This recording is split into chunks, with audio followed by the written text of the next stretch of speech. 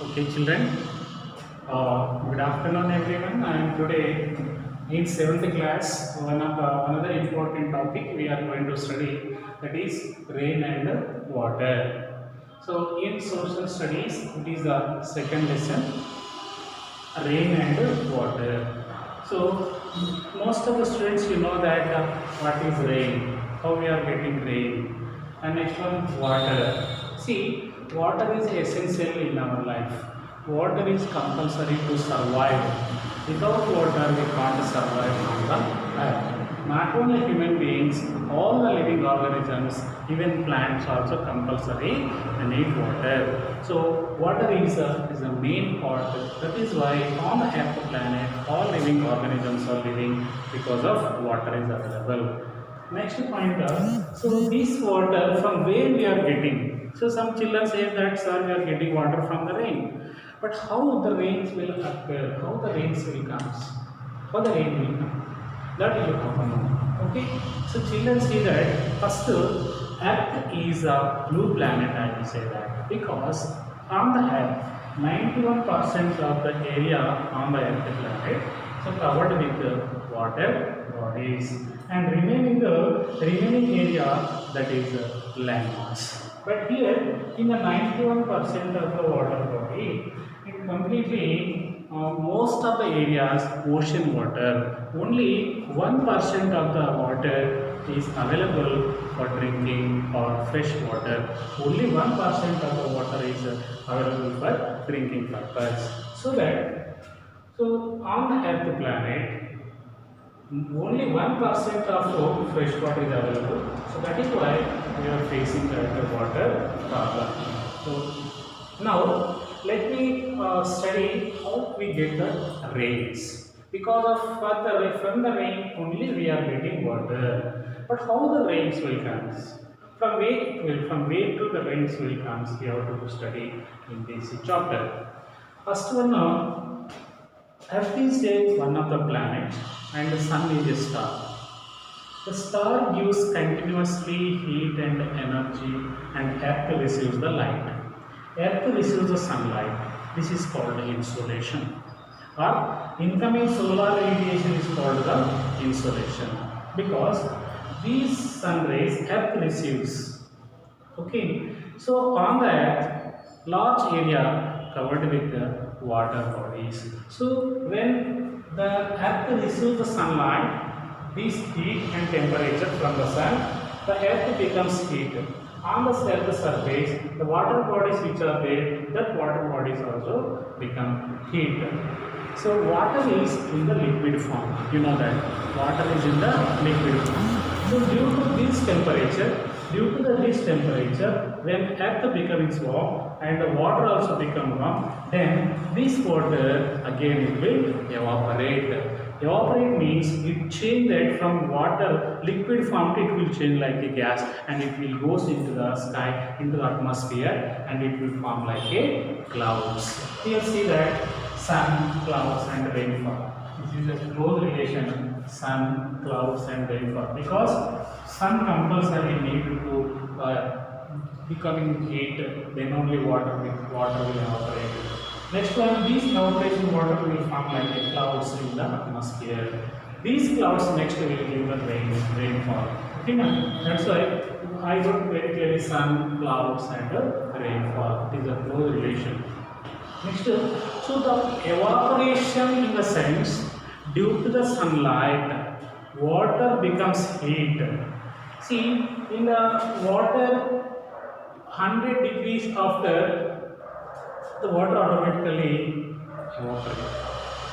You take one bowl, you pour some water, and that bowl keep on the stove, and you have to light that stove. After that, 20 minutes or 30 minutes, you have to continuously give the heat. What happens, automatically in the water which is there in the bowl, it will evaporate, and we can see the empty bowl. But where the water left went, see, the water is totally evaporated. Same like that, on the oceans, on the seas, lakes, tanks, from the plants, from the human body, from the animals, the total due to the temperature, water will evaporate. Due to the temperature, water will evaporate and it will goes to up and it will form like a clouds in the atmosphere. It will form like a clouds in the atmosphere. So this process is called like evaporation. This is called the evaporation. Evaporation means nothing but the sun gives the light and heat, earth receives the light. So that is why earth becomes warm and water also becomes warm. Then that warm water, it will change its form from liquid to gas, it will evaporate and it will form like a clouds in the atmosphere. Next after that when this total evaporation total gas, it will form like a clouds in the atmosphere. These clouds, due to the wind force, due to the wind, it moves one place, the clouds will move one place to other place because that wind force. This evaporation, it will move one place to other place. Next, when these clouds meet the cool area, when these clouds will touch the cool areas, in that area, automatically these clouds or evaporation, clouds will again do the rainfall, that is called precipitation. That is called precipitation. So first one is evaporation, second one is form like a cloud, that is condensation, and third one is precipitation. Condensation is nothing but it will that total evaporating water, again it will form like a cloud, that is condensation form. And these condensation, see, it will form like a clouds in that atmosphere, okay, into the sky, it will form like a clouds. So when that cool air will touch these, when the cool air will touch the, automatically these condensation or clouds will give like a rain or small water droplets, it will fall again on the ground. Okay, these water clouds will again give the rains, it will fall on the ground. One more thing, these clouds will move one place to other place because of wind direction. The wind will blow one direction to other direction. You know that wind always will blow high pressure area to low pressure area. Wind will blow continuously. So at the time, the wind clouds also will move one place to other place. So where on that area, suppose when clouds are moving one place to other place on that area, suppose any mountain will touch this, suppose here is one mountain, this is one mountain area, but when these clouds are moving, at a time when these clouds will touch this mountain, automatically here the rain will fall in this region. Or one more thing is that when these clouds will touch the cool air, when the clouds will meet the cool air, automatically the clouds will give the rain or small water droplets, that water will fall on the ground again. So when the water will fall on the ground, the total water again it will flow continuously like a small like a streams and canals, next to small rivers, then all the big rivers, then it will go and join in the ocean and the seas. Okay, so this is a continuous process. Evaporation due to the sunlight, next again it will form like a clouds, condensation, and these clouds will move one place to another like a transportation. When the cool air will touch these clouds, again it will fall like a small raindrops or snow, it will fall on that place, that is called rain or precipitation. Then again that it will flow on the ground like a water on the ground, it will flow, that is called runoff. Okay, water will flow on the earth's surface, it is runoff, and finally the water will move high area to low area, and last it will join again in the ocean and seas. Next, after that again evaporation will start. This is like a continuous, like a circle, so that we can say that this is a water cycle. So we are getting the rains like that. Okay, now we are getting rains like this. So this process is called water cycle. Water cycle in the sense water is renewable resource.